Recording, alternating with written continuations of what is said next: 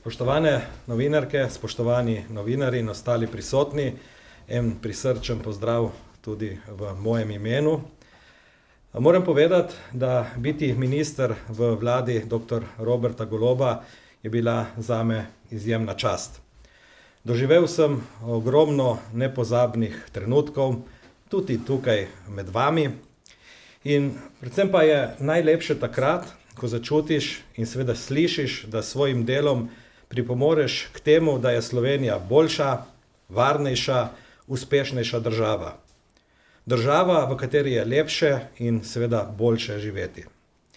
Julija leta 2024 je zagorelo na Krasu. Ko smo zagledali prvi dim, smo Primorci takoj začeli podoživljati grozo iz leta 2022, ko smo bili skoraj cel teden ujetniki požara. Ampak ni bilo tako kot leta 2022. Prileteli so airtraktorji, naša nova slovenska letala in požar je bil obvladan v nekaj urah. Zakaj sem pravzaprav začel s to zgodbo? Zato, ker mislim, da je to, kar smo naredili z nakupom teh letal, vzorčen primer tega, kaj je naloga vlade. Omogočati. Ustvarjati pogoje za to, da izurjeni, strokovni, izkušeni ljudje lahko opravljajo svoje delo.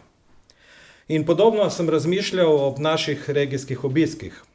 Kamorkoli smo prišli, so nam župani, podžupani, občinski svetniki, direktorji ustanov, pa ne glede na to, kakšno je bilo njihovo politično prepričanje, iskreno povedali, da še nikoli niso uspeli narediti toliko naložb, toliko projektov kot pod to vlado.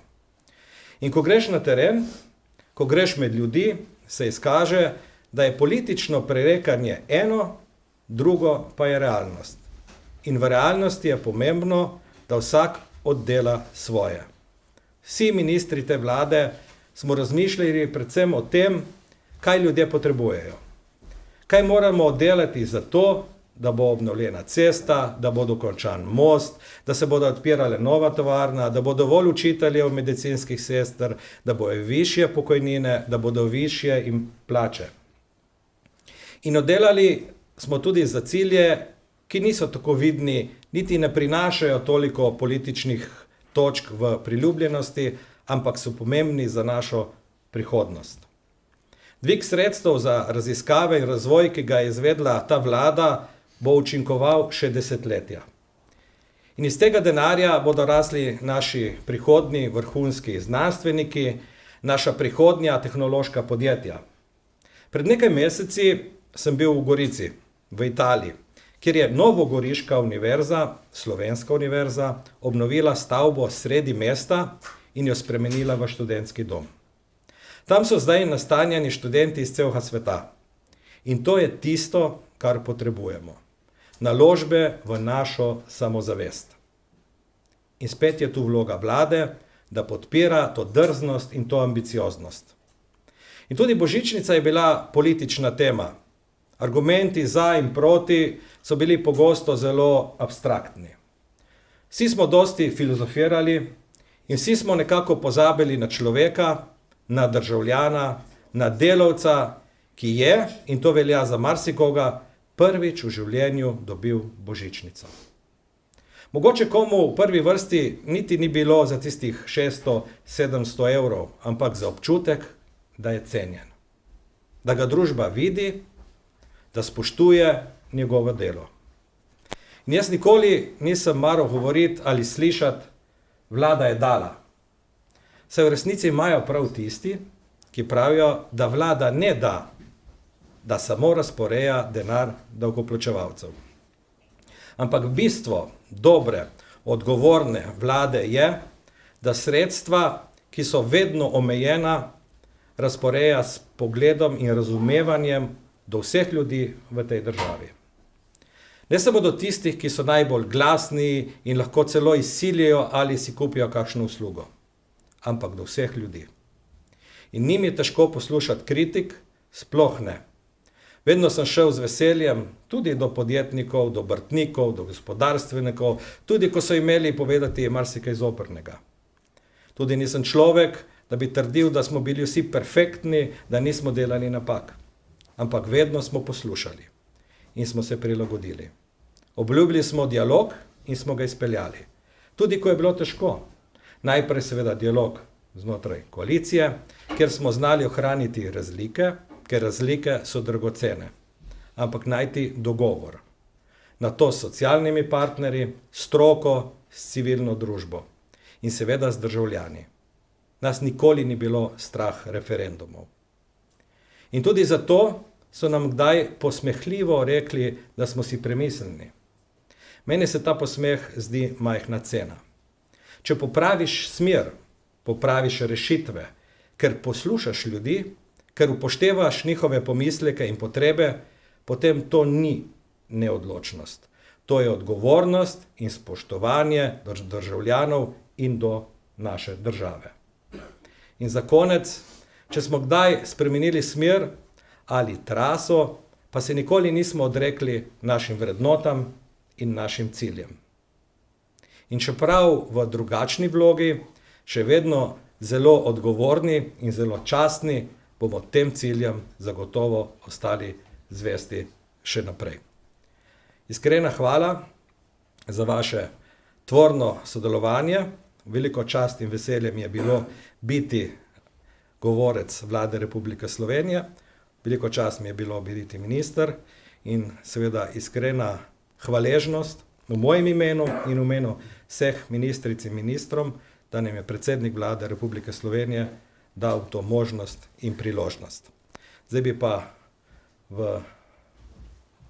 tukaj zraven povabil še glavnega akterja zadnjih 4 let, predsednika Vlade Republike Slovenije in oba podpredsednika, Luko Mesca in Klemna Boštjančiča. Med nami pa naj povem, da ni ministrice Tanje Fajon, ki je tudi službeno odsotna. Dober dan.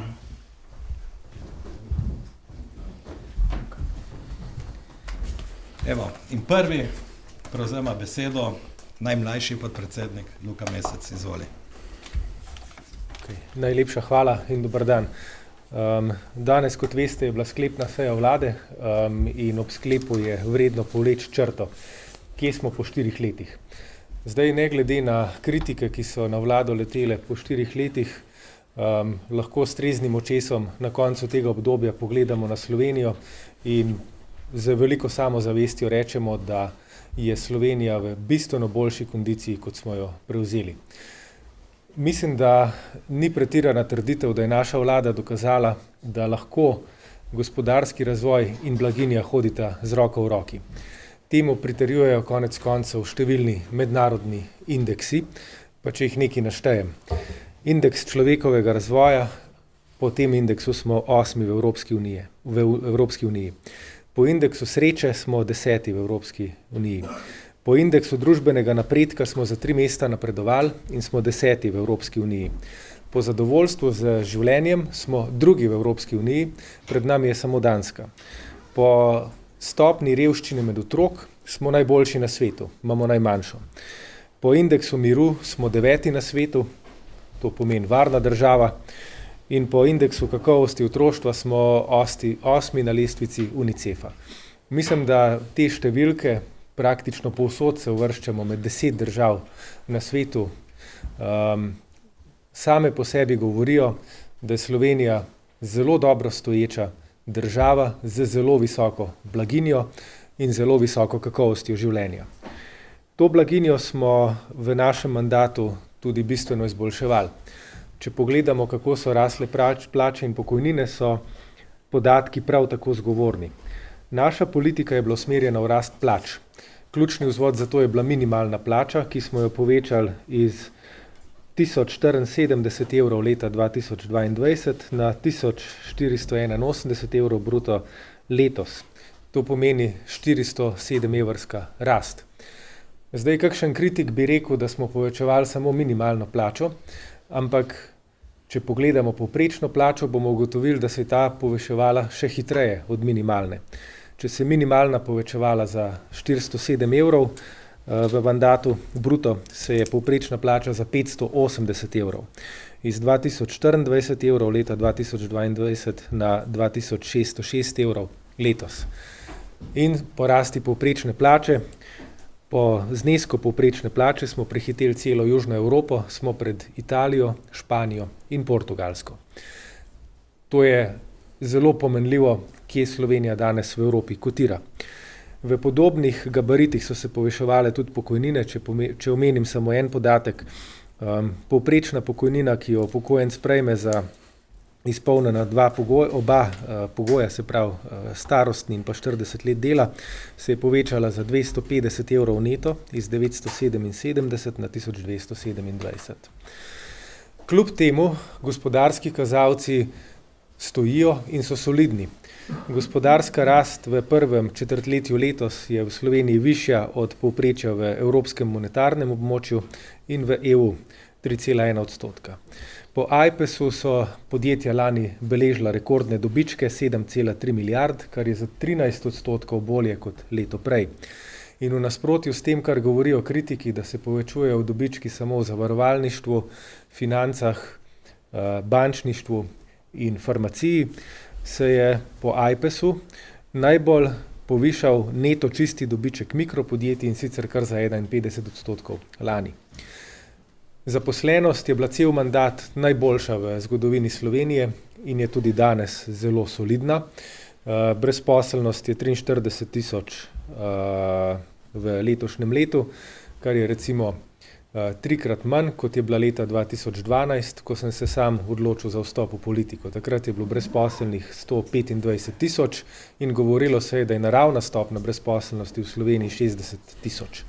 Letos jih imamo 43 tisoč. To veliko pove o uspehu politike zaposlovanja in enako veliko o tem pove, kako smo uspeli zmanjšati število dolgotrajno brezposelnih. Leta 2022 jih je bilo 37 tisoč, letos jih je samo še 17 tisoč. Dolgotrajno brezposelnih, težko zaposljivih oseb. Tudi invalide smo uspeli bistveno uspešneje zaposliti kot prej. Leta 2022 je bilo brezposelnih 8700, letos jih je 6100. Ob tem bo minister za finance povedal, kakšna je slika javnih financ, prav tako solidna, in bonitetno oceno smo uspeli zvišati iz AA- na AA, k čimer so pridedale reforme. Bili smo namreč po izgubljenem desetletju ali več reformna vlada, ki je svoje projekte tudi uspešno dokončala. Sam bom izpostavil predvsem področja, ki jih je pokrivala stranka Levica, kultura, kjer mislim, da lahko rečemo, da smo jo postavili v središče družbe, bistveno dvignili nivo kulture, kulturnih ustvarjalcev, samozaposlenih v kulturi in dokončali številne projekte v kulturni dediščini. Upam pa, da bodo naši zanamci uspeli dokončati projekt Drame, ki smo ga uspešno vsaj nastavili.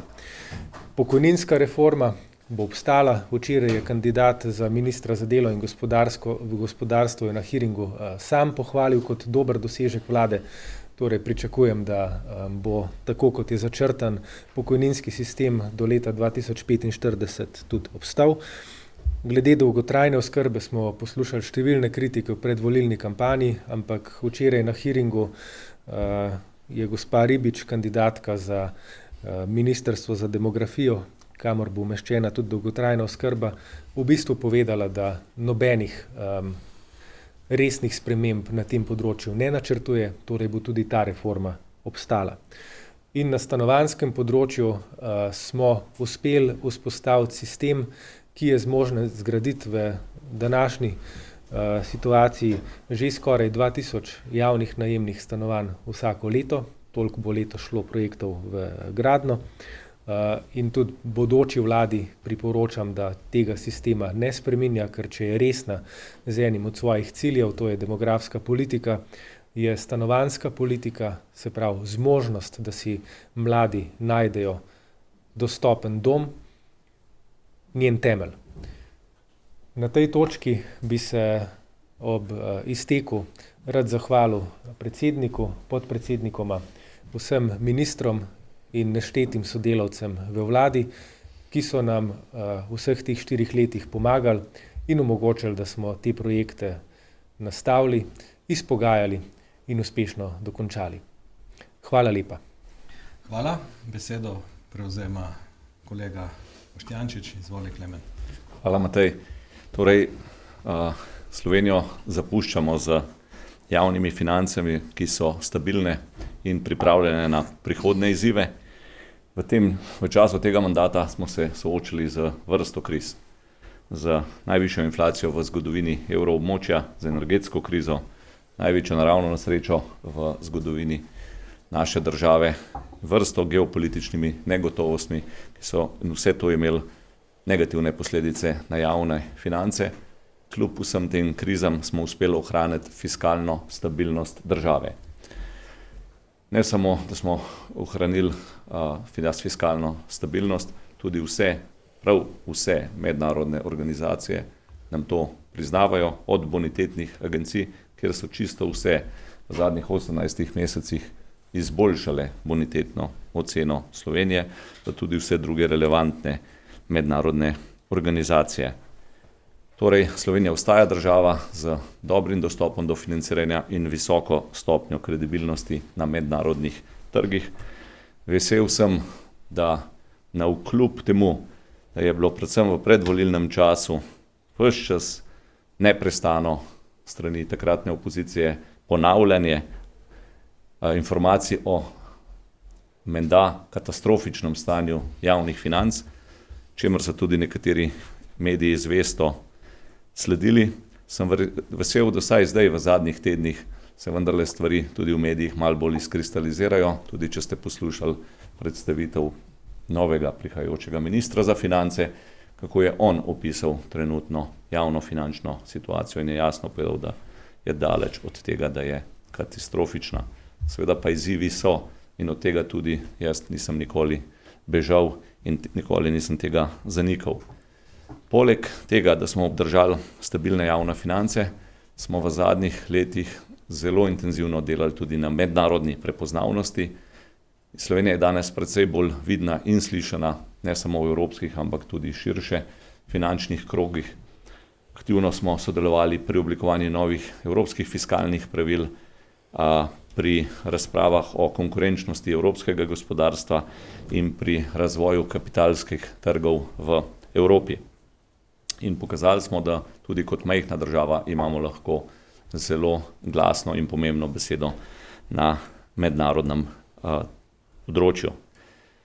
Nadaljnje smo krepili prisotnost Slovenije na finančnih trgih, uspeli smo diverzificirati vlagateljsko bazo. Slovenija danes velja za državo z najbolj razvito načinom in metodologijo izdajanja obveznic. Odpiramo in veljamo v svetovnem merilu za pionirje na vrsti novih modernih instrumentov. Še posebno pozornost smo posvetili kapitalskemu trgu, področju, ki je bilo pravzaprav od osamosvojitve Slovenije zanemarjeno. Vesel sem, da nam vsaj tukaj tudi ljudje, ki se s tem ukvarjajo, to tudi glasno priznavajo. Naslednja stvar, ki bi jo posebej izpostavil, je načrt za okrevanje in odpornost.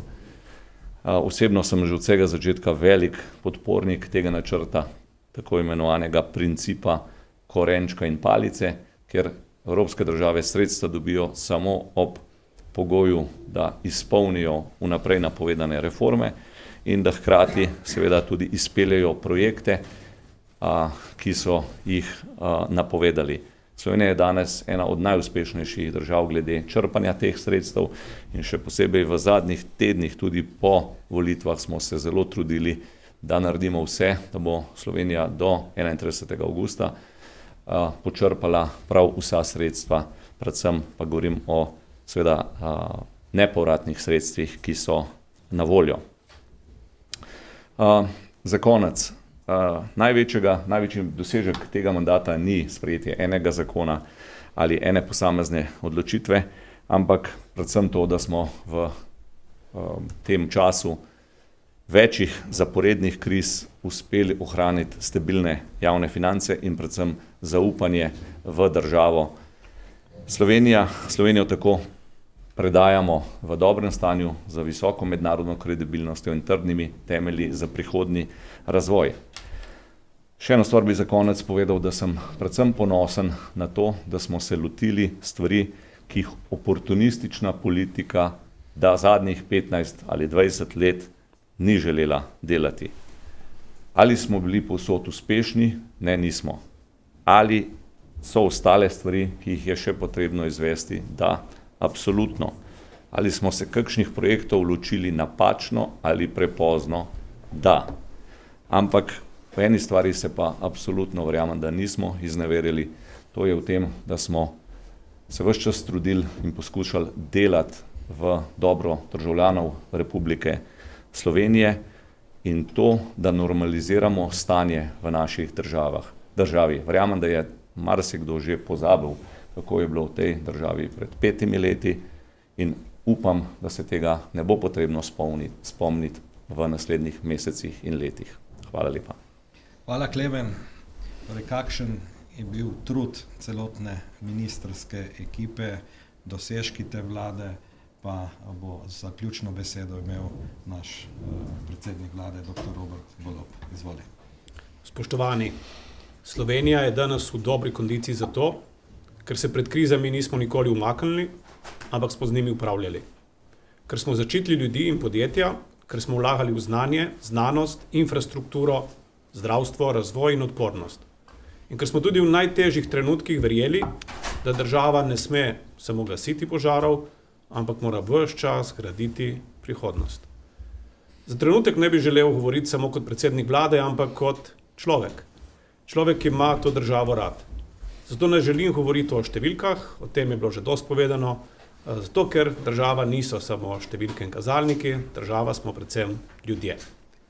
V teh letih, ko sem bil predsednik vlade, in zato sem zelo hvaležen, sem srečal veliko ljudi, ki so me vedno znova opominjali, zakaj je politika sploh pomembna. Srečal sem ljudi, ki so v poplavah izgubili občutek varnosti, nekateri so izgubili vse. Nikoli pa niso izgubili svojega dostojanstva. Srečal sem gasilke in gasilce, ki niso spraševali, koliko časa bo trajalo, da bodo požar ukrotili, ampak kam morajo iti. Srečal sem zdravstvene delavke in delavce, ki kljub utrujenosti niso nehali niti za trenutek skrbeti za druge. Srečal sem učiteljice in učitelje, ki razumejo, da ne poučujejo samo predmetov, ampak vzgajajo naše otroke za prihodnost. Srečal sem delavce, podjetnike, kmete, raziskovalce, prostovoljce, mlade in starejše, ki vsak po svoje dokazujejo to svojo izjemno moč, ki jo dajejo Sloveniji. In zato sem danes predvsem hvaležen za to izkušnjo zadnjih 4 let. Hvaležen za potrpežljivost, tudi za kritiko, takrat, ko je bila upravičena, za zaupanje, kadar je bilo najtežje. In za vse tiste tihe, vsakdanje napore vseh naših sodelavcev in sodržavljanov, ki se nikoli ne znajdejo na naslovnicah, a v resnici držijo našo državo skupaj. Vem, da so bile spremembe in teh ni bilo malo, tudi naporne. Da marsikdaj niso prišle tako hitro, kot bi si jih želeli, in tudi sam bi si želel, da bi šle stvari hitreje. Ampak zrele politike ne merimo samo po obljubah, še manj po hitrosti obljub, temveč predvsem o tem, ali tudi izpelje dejanja. In ali so ta dejanja tista, ki pripeljejo do trdnih rezultatov.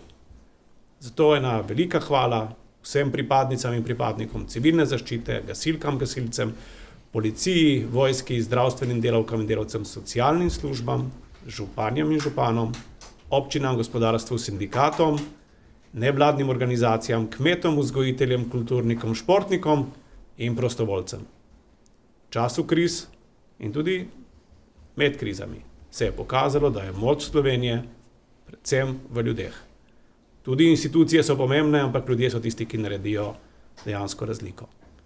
In tisti, ki znajo vedno znova stopiti skupaj takrat, ko je to najbolj potrebno. Hvala vsem državljankam in državljanom za vse, kar ste v teh letih nosili skupaj z nami. Negotovost, spremembe, krizne trenutke, radosti in predvsem odgovornost za skupno dobro. Zaradi vas Slovenija ni le država, institucija, ampak skupnost ljudi. Ljudi, ki znamo vedno ostati povezani. Po 4 letih je Slovenija država, ki zna stati sama na svojih nogah.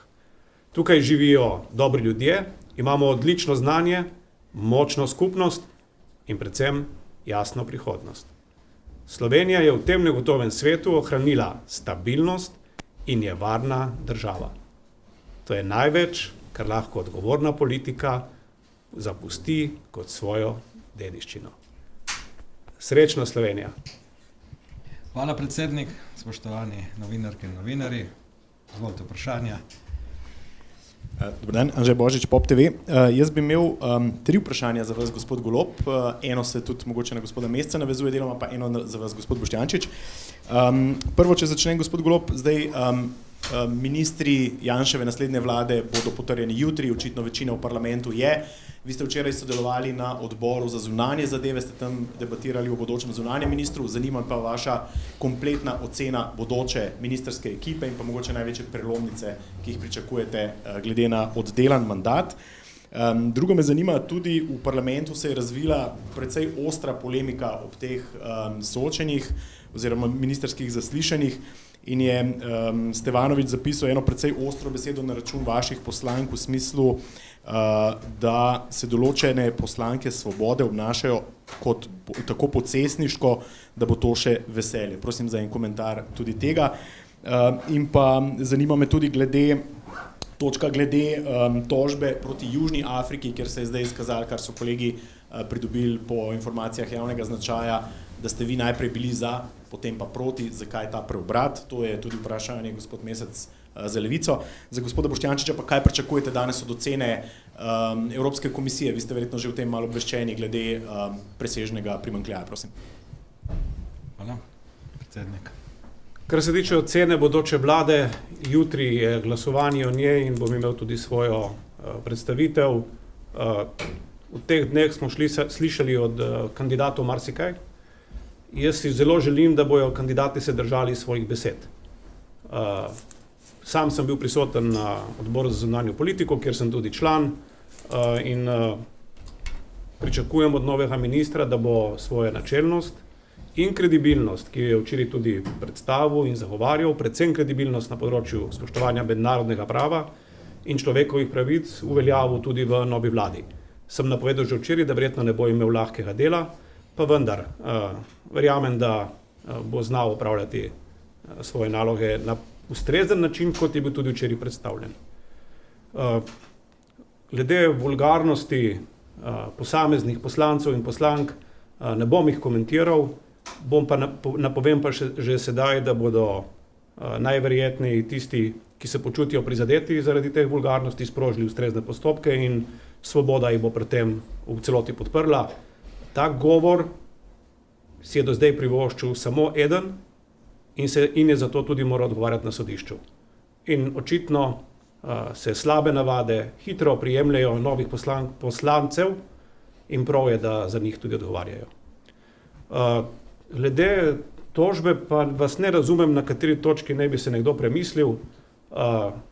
Tisto, kar se je pokazalo in kar ves čas govorimo, je, da je prišlo na tej točki do različnih pogledov na eni strani, in to sem tudi sam povedal, na eni strani je naše srce si želelo, da se tej tožbi pridružimo, politična realnost nas je pa vodila do tega, da smo na koncu sprejeli sklep, kot je bil sprejet. Sam sem bil pri glasovanju vzdržan, ravno zaradi tega, ker nisem želel vplivati na ministre, ki so glasovali po svoji vesti, takrat, ko so jim bili predstavljena vsa stališča, ki so med seboj včasih tudi v navzkrižju.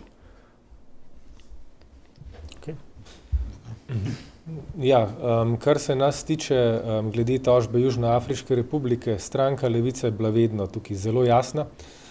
Podpirali smo, da je treba pristopiti k tej tožbi. Podpirali smo, da mora Izrael odgovarjati za genocid v Gazi in tako je naše trdno stališče tudi zdaj. Kar se tiče tega, kar portal Info360 danes piše, To smo večkrat pojasnjevali v predvolilnih soočenjih, o tem nimam nič novega za povedati in gre predvsem za politična podtikanja, da naj bi si stranka Levica glede tega premislila. Nisi premislila. Jaz bi še eno stvar dodal k temu. Naša vlada je bila tista vlada, ki je priznala Palestino.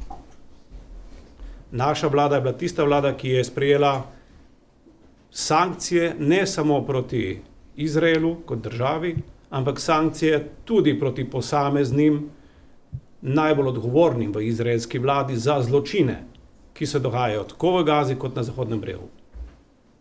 Jaz sem že včeraj napovedal novemu ministru za zunanje zadeve, da pričakujem, da se bodo tudi v bodoči vladi držali mednarodnega prava.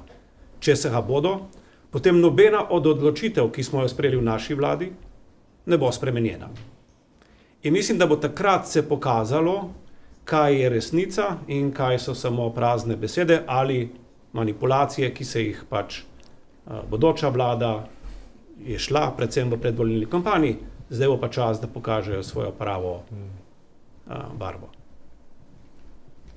Klemen.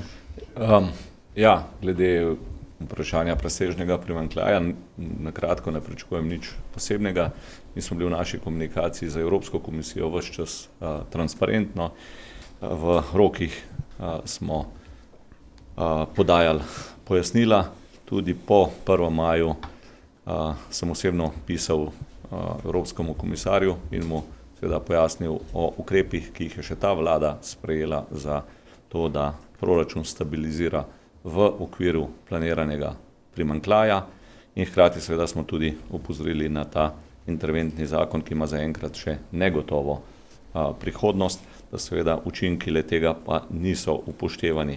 Tako da verjamem, da ne pričakujem kakšnih presenečenj danes strani Evropske komisije in tako kot sem napovedoval že zadnjih nekaj tednov oziroma mesecev, če bi ta vlada ostala, bi absolutno zagotovila, da bi bil proračun v smislu odstotka primanjkljaja tak, kot je bil planiran ali nižji. Hvala. Vprašanje STA. Lara Draškovič, STA. Morda zdaj pred jutrišnjim glasovanjem o ministerski ekipi gospod Golob, gospod Mesec zavajal kot šefa strank.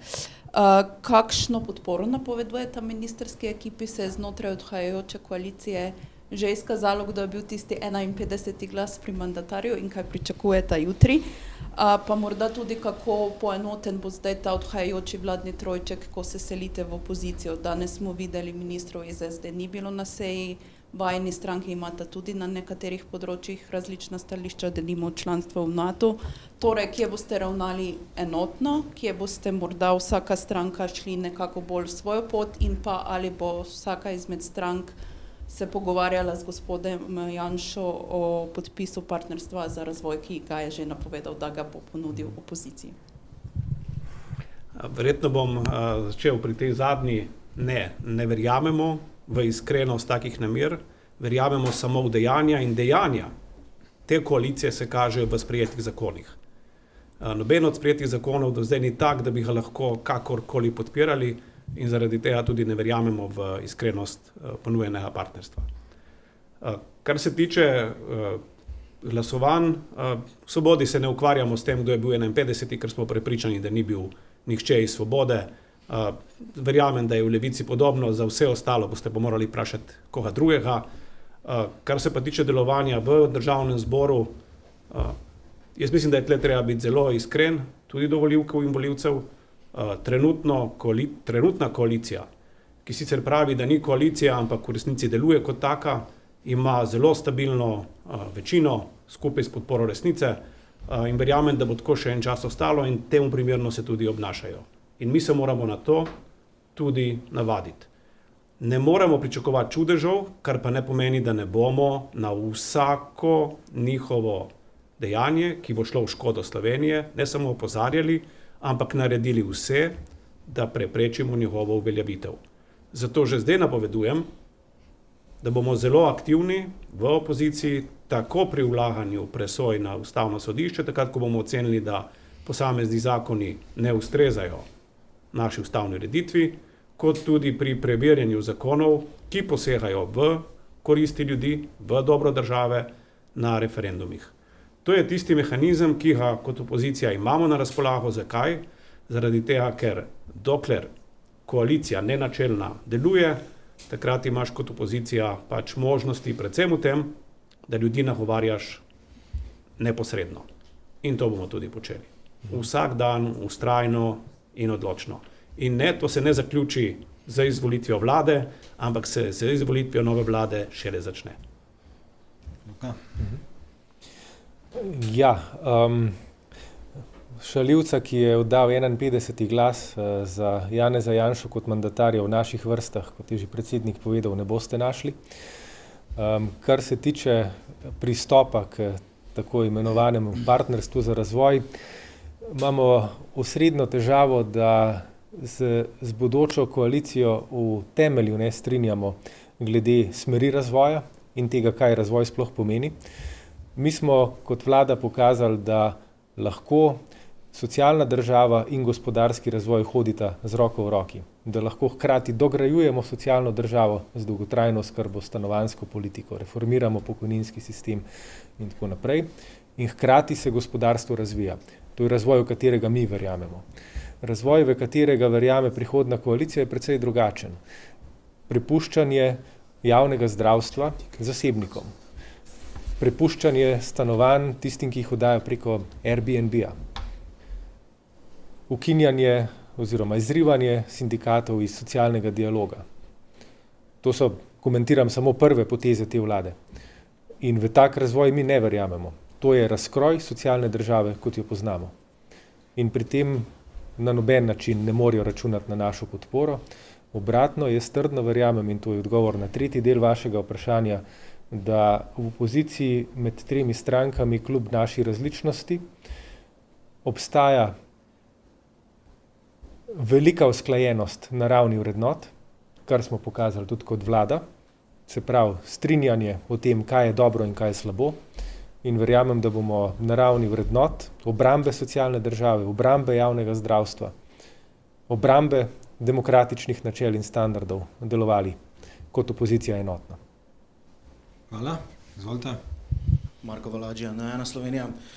Dve vprašanje za vas, gospod predsednik vlade. Zanima me, kako načrtujete, da bo jutri potekala primopredaja poslov zvečer po glasovanju v državnem zboru z novim predsednikom Janezom Janšo, in pa morda še eno vprašanje, če se ne motim, na današnji seji vlade ni bilo ministra iz vrst SD. Kako to komentirate, zakaj? Danes ste tukaj sicer na ravni podpredsednikov, ampak nekako bi bilo pričakovati, da bo tudi tretja koalicijska stranka bila danes tukaj. Hvala. Zato se boste morali obrniti na njih. Opravičili so se ministri zaradi drugih obveznosti, podpredsednica je v tujini. Za kaj več se obrnite na njih, ampak jaz temu ne bi pripisoval nobenega velikega pomena. Glede primopredaje, ne boste verjeli, imava celo prakso. Bo ponovila vajo, pa verjamem, da ne zadnjič. Še kdo, če ne bi počasi zaključili? Spoštovane novinarke in novinarji, hvala lepa za vašo prisotnost. Lep in uspešen dan še naprej. Hvala. Hvala lepa.